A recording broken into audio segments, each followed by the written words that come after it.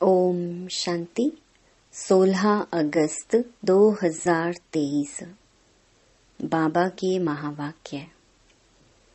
मीठे बच्चे, दूरदेशी और विशाल बुद्धि बनो। शिव बाबा के कार्य में कभी डिस्टर्ब नहीं करना। डिस्टर्ब करने वालों को ऊंच पद नहीं मिल सकता। प्रश्न: इस दुनिया में मनुष्यों को कौन से ख्यालात रहते हैं जो सतयुगी देवताओं को कभी नहीं आएंगे? उत्तर: यहाँ मनुष्य समझते हैं कि हम कमाएंगे तो हमारे पुत्र और पोत्रे खाएंगे, लेकिन यह ख्यालात देवताओं में नहीं होंगे, क्योंकि उनके पुत्र और पोत्रे सब यहाँ से ही वर्षा लेकर जाते हैं। वह समझते हैं हमारी अविनाशी राजाई है, यहाँ ही हरेक अपना अपना पुरुषार्थ कर रहे हैं। गीत माता ओ माता। ओम शांति। बच्चों ने माताओं की महिमा सुनी। बच्चे जान चुके हैं किस किस माता की महिमा होती है। माताओं की इतनी महिमा करते हैं तो जरूर होकर गई है। अभी तो वह है नहीं। जो जगत अम्बा होकर गई है उनकी भक्ति मार्ग में महिमा होती है। अब वह क्या करके गई यह तुम भी नहीं जानते थे। जगत अम्बा के मंदिर में जाते हैं, जाकर उनसे कुछ न कुछ मांगते हैं। कोई को बच्चे की आश होगी, कोई आशीर्वाद मांगेंगे। अब जड़ चित्र तो कुछ कर नहीं सकते, न वह समझते हैं, परंतु यह है भक्ति। तुम जानते हो वह पास्ट हो गए हैं। जगत अम्बा की महिमा है, एक तो नहीं है। तुम सब ब्राह्मण कुल की पालना करते हो, फिर दैवी कुल की पालना करेंगे। तुम इस समय जैसे कि सारे जगत की पालना करते हो, परंतु कोई जानते नहीं। चंडिका देवी का भी मेला लगता है। चंडिका नाम देखो कितना छीछी है। बाबा कहते हैं जो आश्चर्यवत भागंती हो फारकती देते हैं, वह जाकर चंडाल का जन्म पाते हैं। घर में चंचलता करते हैं तो उनको कहा जाता है ना, तुम तो चंडी हो, चंडाल हो। बरोबर तुम देखते हो शिव बाबा का बनकर फिर भी बहुत चंचलता करते हैं। चंचलता अर्थात अवज्ञा करते हैं। शिव बाबा की सर्विस में डिस्टर्ब करते हैं तो अंत में चले ही जाते हैं।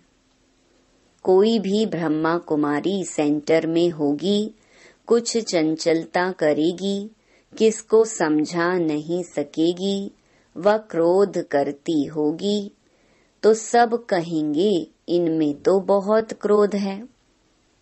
अब चंडिका एक तो नहीं, बहुत होती हैं। देवियों की महिमा भी है, और फिर ऐसे जो चंडिका आदि बनते हैं उनका भी गायन है। फिर भी ईश्वर के बने हैं। भल कोई चले जाते हैं, फिर भी स्वर्ग में तो आएंगे ना। मालिक तो बनेंगे ना। भल मालिक तो राजा रानी ही बनते हैं, लेकिन प्रजा भी कहेगी हम मालिक हैं। लोग कहते हैं ना हमारा भारत महान है। आजकल तो गीत में भी गाते रहते हैं भारत बहुत अच्छा था। अभी तुम बेहद के बाप के बच्चे बने हो, गोपी वल्लभ की गोप गोपियां गाई हुई हैं। वल्लभ बाप को कहा जाता है, गाया भी जाता है एक गोपी वल्लभ की अनेक गोप गोपियां। सतयुग में तो गोपिकाओं आदि की बात ही नहीं है। अभी तुम बच्चे विशाल दूरादेशी बुद्धि बने हो। बुद्धि का ताला खुल गया है। इस जन्म की जीवन कहानी को तुम अच्छी रीति जानते हो। हरेक को नशा तो रहता है ना। अभी बिरला है, उनको अपने धन का नशा होगा। समझेंगे मैं सबसे साहूकार हूँ। परंतु तुम जानते हो जो आज साहूकार हैं वह फिर गरीब बन जाएंगे।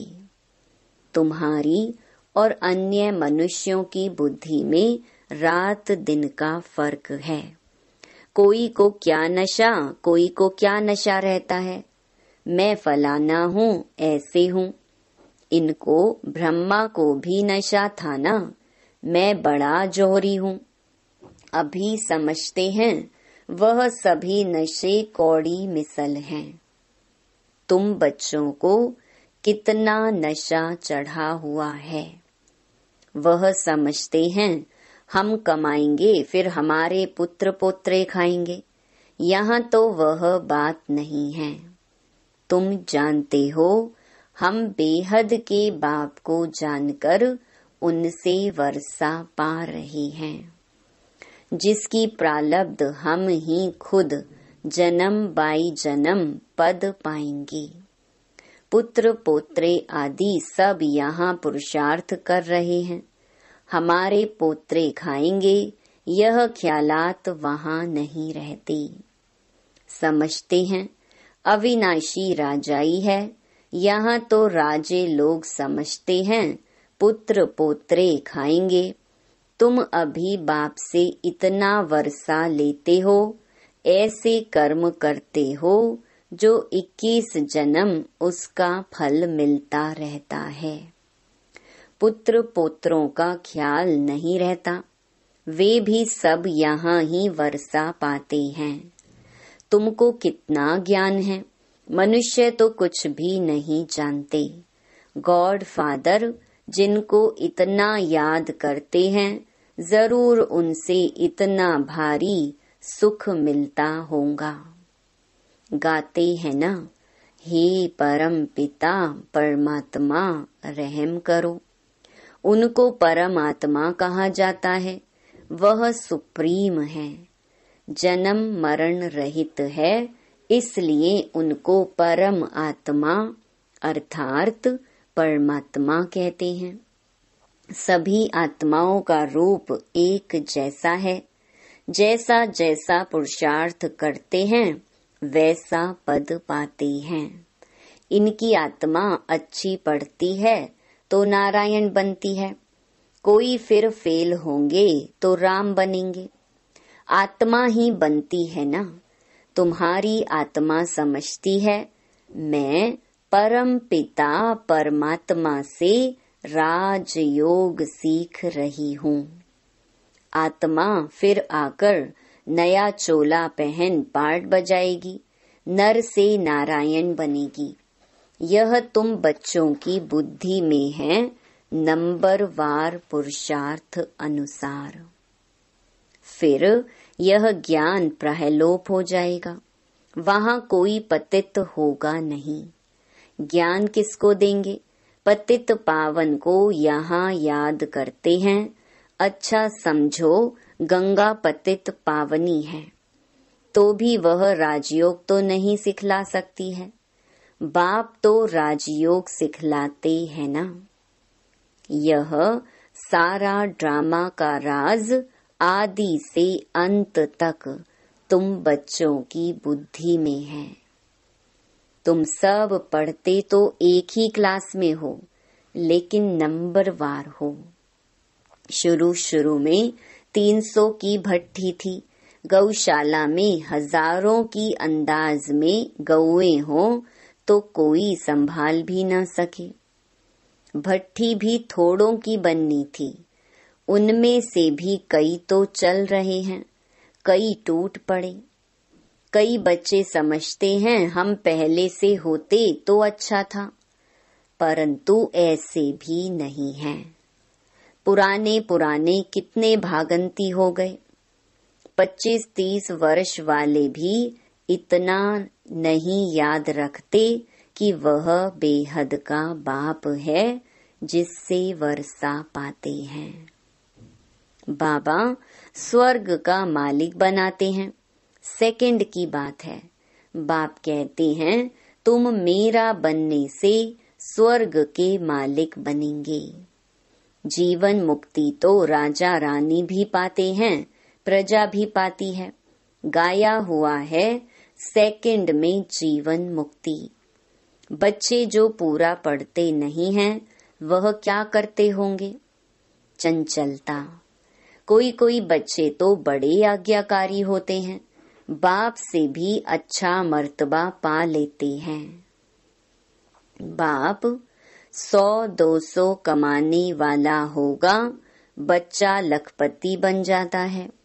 तो अलौकिक संबंध में भी ऐसे होता है।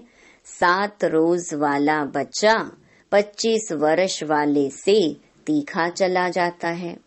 नंबरवार तो होते ही हैं। तुम वास्तव में सब सजनियां हो, एक साजन को याद करते हो।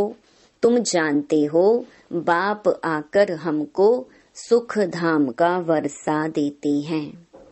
लौकिक पति है, फिर भी याद उनको करते हैं जो पतियों का पति है। पारलौकिक साजन अमृत पिलाते हैं, इसलिए उनको याद किया जाता है। फिर तुम स्वर्ग के मालिक बन जाते हो, फिर वहाँ कोई को याद नहीं करते। अभी के पुरुषार्थ से तुम 21 जन्म प्रारब्ध पाते हो। तुम्हारी बुद्धि कितनी खुली है, वह भी नंबरवार, तो बादशाही भी नंबरवार लेते हो। तुमको सब समझा दिया है। यहाँ अच्छी रीति पढ़ाई पढ़ने से तुम पद भी इतना ऊंच पाएंगे, नहीं तो अनपढ़े पढ़े के आगे भरी ढोएंगे। इसमें पुरुषार्थ बहुत अच्छी रीति करना है। अभी टाइम अच्छा है पुरुषार्थ के लिए। तुम जानते हो जहाँ जीना है वहाँ ज्ञान अमृत पीना है अथवा पढ़ते रहना है। सैपलिंग लगाते रहते हैं, कोई झट समझ जाते हैं तो समझा जाता है इनका पद तो अच्छा देखने में आता है, अच्छा नजदीक का फूल है, तन मन धन अर्पण कर बैठा है, सर्विस में अच्छा लग गया है। समझता है अपना समय जितना सर्विस में देंगे उतना फायदा है। जैसे बाबा हम ज्ञान नेत्रहीन अंधों की लाठी बना है, ऐसे हमें भी बनना है। तुम 1-2 की लाठी बनते जाते हो। अंधा बनाया है रावण ने।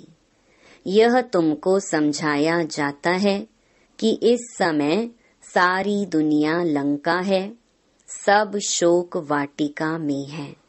नाम रखा है अशोका होटल, वहाँ खूब मजे उड़ाते हैं।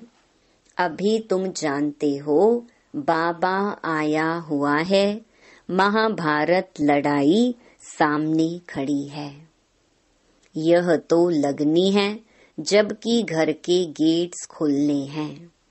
द्वापर की तो बात ही नहीं, अभी तो घोर अंधियारा है ना। ब्राह्मणों की रात अब पूरी हुई है, बाबा आया हुआ है। यह बातें तुम बच्चे ही जानते हो। स्कूल में पढ़ते हैं, कोई तो बहुत अच्छे मार्क्स लेते हैं, कोई फेल हो जाते हैं। फेल की निशानी है चंद्रवंशी में चले जाएंगे। राम को क्षत्रिय की निशानी दी है, अर्थ नहीं समझते। लव कुश की क्या क्या बातें बैठ सुनाते हैं, कितने झूठे दोष बैठ लगाते हैं। गाते हैं राम राजा राम प्रजा, धर्म का उपकार है। फिर ये सब बातें कहाँ से आईं? ये सब बातें समझने की है। तुम जानते हो यह नॉलेज नंबर वार हमारी बुद्धि में है। स्टूडेंट को बहुत तीखा पुरुषार्थ करना चाहिए। हम गॉड फादरली स्टूडेंट हैं। टीचर को कौन नहीं याद करेंगे? हम हैं पतित पावन गॉड फादरली स्टूडेंट। इसमें बाप, टीचर, सतगुरु तीनों ही आ जाते हैं। तुम सब सीताएं हो ना, रावण की शोक वाटिका में पड़े हो। इनकॉर्पोरियल गॉड फादर इज ज्ञान सागर नॉलेजफुल। श्री कृष्ण को अथवा लक्ष्मी नारायण को ऐसे नहीं कहेंगे। उनकी महिमा ही न्यारी है। गीत में भी गाते हैं उनकी महिमा अपरम अपार है। जो ऐसा बनाते हैं। तुम कहते हो बाबा हम आपसे पूरा वर्षा लेंगे। आप कितने मीठे हो, कितने प्यारे हो। लक्ष्मी नारायण कितने मीठे, कितने प्यारे हैं। लक्ष्मी नारायण के चित्र देखो, हमेशा मुस्कुराहट वाले दिखाते हैं।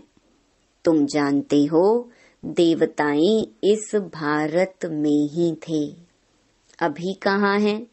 तुम सबको बतला सकते हो कि यह उनका अंतिम जन्म है। फिर से श्री कृष्ण बनना है। अभी कृष्णपुरी स्थापन हो रही है। श्री कृष्ण की आत्मा भी अभी राजयोग सीख रही है। तुम भी कृष्णपुरी में जाना चाहो तो राजयोग सीखो। लक्ष्मी नारायण कहने से मनुष्य मूंझ जाते हैं। श्री कृष्ण को झूले में झुलाते हैं। पूजा लक्ष्मी नारायण की करते हैं। उन्हों का बाल चरित्र कुछ भी है नहीं। राधे कृष्ण फिर कहाँ गए, क्या हुआ, कुछ भी पता नहीं है। राधे कृष्ण कोई आपस में भाई बहन नहीं थे। अभी राधे कृष्ण का राज्य तो है नहीं। द्वापर में भी उन्हों की राजधानी का कुछ पता थोड़ी है। तो यह सब बातें समझने के लिए बहुत अच्छी बुद्धि चाहिए। लिटरेचर बनाने में भी मेहनत लगती है। विष्णु के अलंकार दिखाते हैं, परंतु वास्तव में विष्णु के यह अलंकार होते नहीं। विष्णु व लक्ष्मी नारायण को शंख थोड़ी है, तो हम क्या लिखें? मनुष्य तो कुछ भी समझ न सके। शंख तो है तुम्हारे पास, तो अलंकार जरूर ब्राह्मणों को देना पड़े। कहेंगे यह ब्राह्मण फिर कहाँ से आए, समझ नहीं सकेंगे। तुम समझा सकते हो, हम ब्राह्मण स्वदर्शन चक्रधारी हैं। यह सब बातें समझाने में बड़ी ही विशाल बुद्धि चाहिए। प्रजा में जाने वाले मोटी बुद्धि समझ ना सके। समझाने में बड़ी ही डिफिकल्टी लगती है। बाबा लिखते भी हैं, सिकी लधे स्वदर्शन चक्रधारी ब्रह्मा मुख वंशावली। परंतु तुम्हारे पास अलंकार कहाँ है? चित्रों में देवियों को तीसरा नेत्र दिया है, लेकिन उनको तो तीसरा नेत्र है नहीं। तुम्हारी अब तीसरी आंख खुली है। तुम शक्तियों की महिमा है। जगत अम्बा है तो बच्चे भी साथ में होंगे। मेजॉरिटी माताओं की है। माताओं को ही ऊंच उठाते हैं। अच्छा, मीठे मीठे सिकी लधे बच्चों प्रति मात पिता बाप दादा का याद प्यार और गुड मॉर्निंग। रूहानी बाप की रूहानी बच्चों को नमस्ते। धारणा के लिए मुख्य सार। पहला, अपना समय सर्विस में सफल करना है। तन मन धन सब अर्पण कर जब तक जीना है, पढ़ाई पढ़ते रहना है। दूसरा, आपस में एक दो की ज्ञान से पालना करनी है। ऐसा कोई कार्य नहीं करना है जिससे बाप की अवज्ञा हो। वरदान, अविनाशी अतीन्द्रिय सुख में रह सबको सुख देने और सुख लेने वाले मास्टर सुखदाता भव। अतीन्द्रिय सुख अर्थात आत्मिक सुख अविनाशी है। इंद्रियां खुद ही विनाशी हैं, तो उनसे प्राप्त सुख भी विनाशी होगा। इसलिए सदा अतीन्द्रिय सुख में रहो तो दुख का नाम निशान आ नहीं सकता। अगर दूसरा कोई आपको दुख देता है तो आप नहीं लो। आपका स्लोगन है, सुख दो सुख लो, ना दुख दो ना दुख लो। कोई दुख दे तो उसे परिवर्तन कर आप सुख दे दो, उसको भी सुखी बना दो, तब कहेंगे मास्टर सुखदाता। स्लोगन, अधिक बोलकर एनर्जी गंवाने के बजाय अंतर्मुखता के रस के अनुभवी बनो। ओम शांति।